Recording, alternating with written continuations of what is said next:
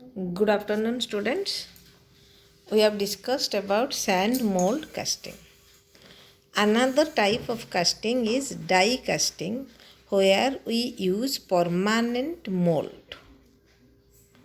Die casting is a type of permanent mold casting.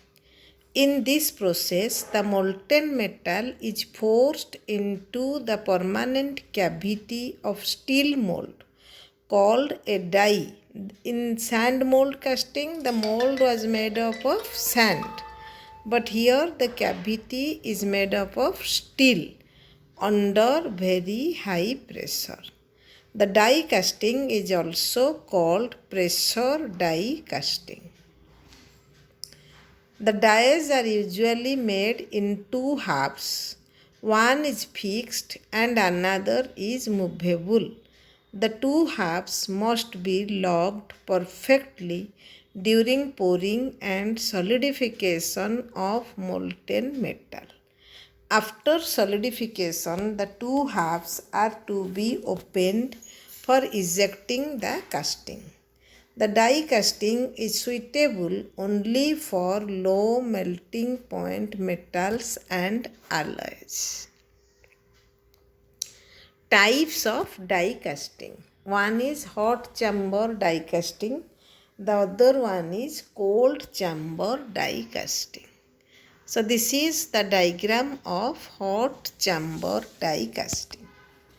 As we have discussed in die casting, the die consists of two blocks. One is fixed die block, the other is movable die block. And this die cavity is in between these two blocks. And there is a container which carries the metal. With the help of burning flame, the metal is melted. And this melted metal is injected into the die cavity. The melting unit or heating furnace for the liquid metal is an integral part of hot chamber die casting. Here the burner, the flame is a part of the machine. That is why it is called hot chamber die casting machine. The molten metal from the metal container is forced inside the die with the help of a plunger which operates hydraulically. This plunger acts inside a cylinder formed at the end of a gooseneck type casting which is submerged in the molten metal. A port is provided near the top of the cylinder to allow the entry of the molten metal into it. When the bottom of the plunger is above the port, the cylinder is connected to the melting pot through this port. When the plunger moves down, it closes this port and cuts off the metal supply. The molten metal is forced into the die through the injecting nozzle by the pressure applied by the plunger on the molten metal present in the gooseneck.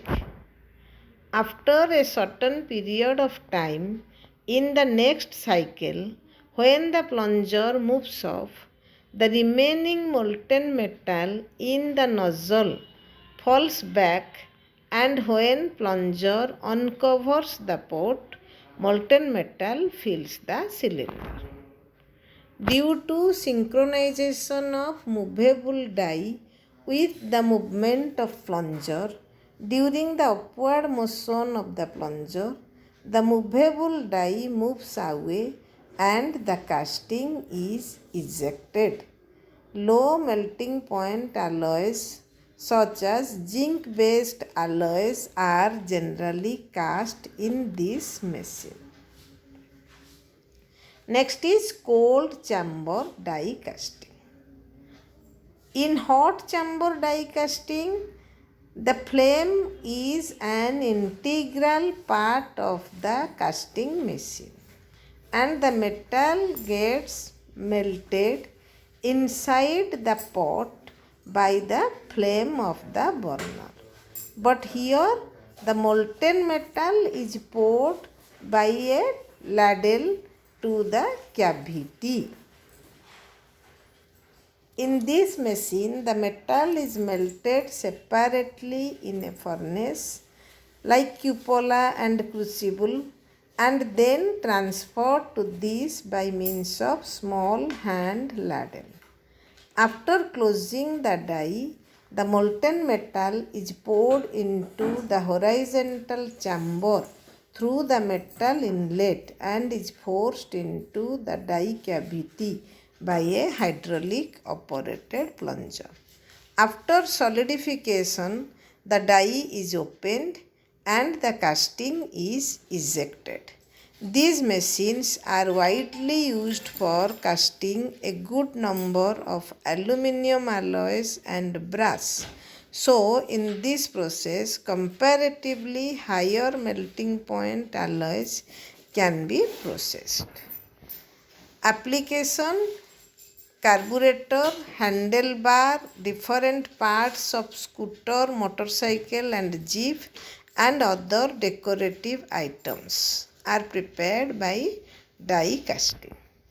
Advantages: very small thickness can easily cast because the mold is of permanent type and made of metal.